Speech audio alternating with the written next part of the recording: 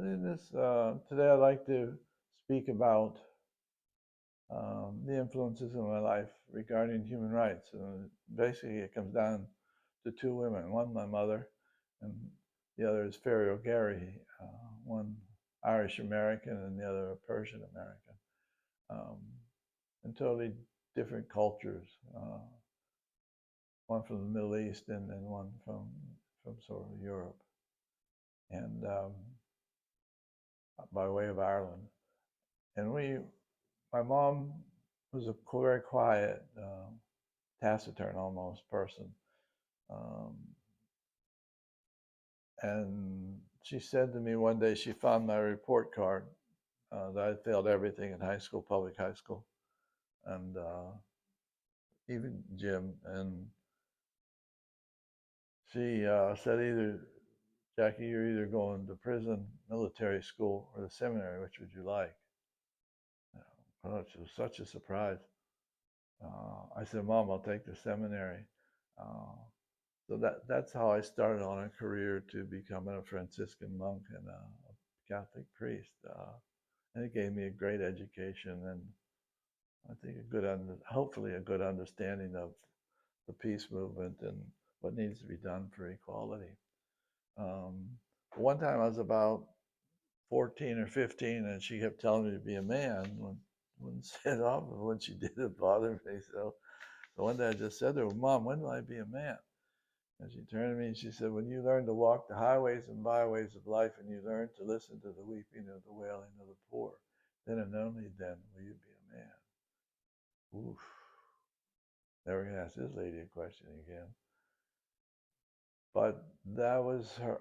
And the other time I said to her, Mom, what am I doing here and purpose and all that kind of things that you get angst when you're a teenager. And she said, well, John, let me put it this way. I did not bring you here to survive. I brought you here to do something. This is the impact of driving me really to activism, although it may sound like a simple mother saying simple things to her son, but that really gave me the basis because I knew she came from the coal fields of Pennsylvania. The unions fought openly, against the goon squads that came in. Um, in our little town in Pittsburgh in 1923, they marched on the KKK marched on us. My dad was part of the confrontation with the KKK, and we won. We disrobed all the KKK people, and so there's this background of the fight for justice in our family from steel mills and coal fields, and that's a tough struggle, believe me. Um, and so I had this sense of justice from my mother that was kind of quiet, but when she said things, I paid attention to them. Same thing happened. The other important person for human rights influence in my life is Ferry O'Gary, who I lived with for 35 years. Um, and she passed away at an early age, and I miss her to this day, every day.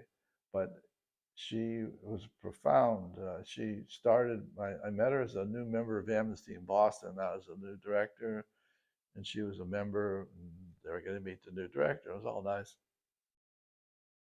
So she comes up to me, and I'd never really seen anything that beautiful before. She was really the most stunning look that I just couldn't believe I was looking at her, sort of. And she said, well, what's your job? And I said, well, I told her the normal description of the job description of executive director, report to the board, blah, blah, blah. And she looked at me and she said, with these huge Persian eyes, um, you know, this job, if you can't lower the pain level of the world in this job, you shouldn't have this job. I'm looking at this 25-year-old, 26-year-old woman. Whoa, how did that happen? Wow, it moved me terribly. And that was the beginning of our relationship for the next 35 years. Um, then she was studying law in Aix-en-Provence, and she she was really a very bright person. And school was easy, law was all easy for her. And she's in class with Justice Blackmun of the Supreme Court. And he says, that he's personally against the death penalty, but professionally for it. And Farrell put up her hand and said, Justice Blackmun, um, in my country, a lot of people say that, but a lot of people die. So this kind of rattled the Supreme Court justice, and he said, after after this is over, I'd like my wife and I to take you to supper. Oh, she said, great, because there's a guy here by the name of Jack Healey. We'd all looking forward to meeting you. And so we sat under a tree and talked about the death penalty all night. And it then at the end of it, in short, he says to us leaving, he says, now I want you all to be courageous. And she looked back at him very kindly, very warmly, said, sir, with all due respect, I'm not worried about us. I'm worried about you.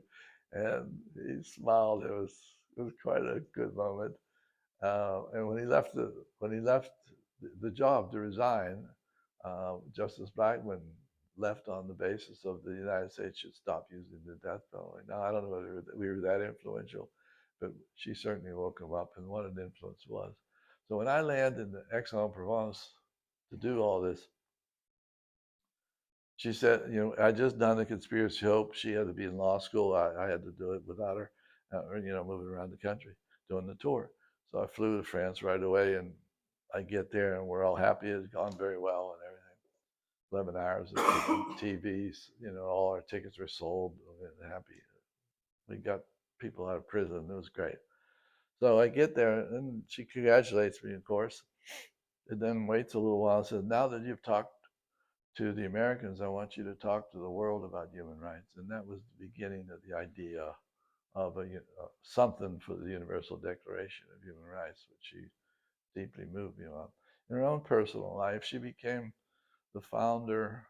They called me, Jessica Neuwirth called me, the two founders, Jessica Neuwirth and Farrell Gary, and Navi Pillay from South Africa, were the founders of Equality Now. And what started it was Farrell wanted to go to Bosnia to support the women who were being raped. There were, I think, 49,000 rapes by the Serbs in that war.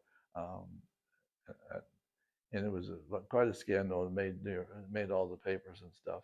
So she wanted to go over and counsel those women if she could, or do something to help them along. She learned Serbo-Croatian so she could speak to them in their own language. And so she went over there for 3 years in the middle of that war. And in the process of that, she counseled probably 300 to 500 women. And what she would sort of teach them is, as best I remember it from her, was that you have to learn to glory in your shame. In other words, if you're born poor, don't be ashamed of it. Speak up when you're poor. That's all there is to it. There's something in tragedy or anxiousness or abuse you don't deserve, and by government, like cold torture. There's always sort of something that goes along with the torture victim, is a sadness that this happened to them, and that can cause a lot of anxiety. Like a blue car in Sudan in Argentina meant you were going to be arrested. So if you were arrested by one of those blue cars, it would strike you and create a great anxiety inside of you. And this goes on all the time. So I think in some ways the hunt for the answers to really of what happens when someone is tortured, and this is more true of women because in prison it's worse for them most of the time. Usually prisoners are picked up, grabbed, hurt, see if they have information. If they don't have information, they just throw them in jail. Women, of course, it's a different kind of thing, a different approach, which is fearsome. Um, but in a sense, overcoming, and there's quite a few tortured people in the world. There are probably 1 million or 2 at any given time roaming the world, trying to figure it out and avoiding their own anxiety and not bringing back that occurrence of the debasement of that time, which can be overwhelming and even create suicides at times, or help move people towards that. So I think the the power to make yourself feel good again, not for other people, but for yourself, is the line that she always talked about. Is the, glory in your own shame, and that's what I think she meant by it, as best I remember. But I think it's important uh, for Layla, for you to understand, you're her granddaughter, that she was a person of justice and never stopped. And it also goes back to my grandmother. So in your history, we're looking forward to you to become a human rights activist and, do something for our country and for the common good and for the Universal Declaration of Human Rights that'll make a difference. So that's my message today to my 1-year-old step grandchild. Thank you.